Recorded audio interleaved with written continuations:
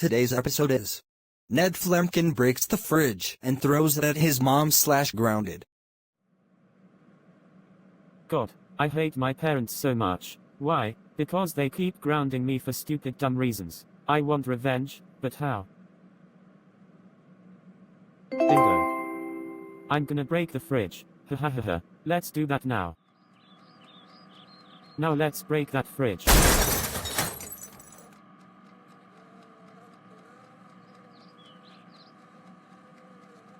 Yes, I did it. What was that noise? Ned, what just happened to the fridge? Did you break it? That's none of your business. Now, take this.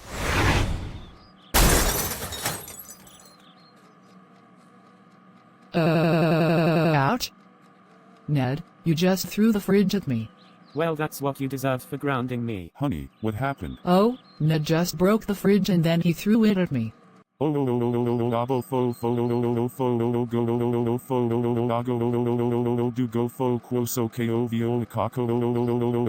how could you ever break the fridge and throw it at your mother? You've just injured her and she needs to go to the hospital. That's it, mister. You are super grounded for the rest of the summer. Go to your room and be really ashamed of yourself. This is not fair.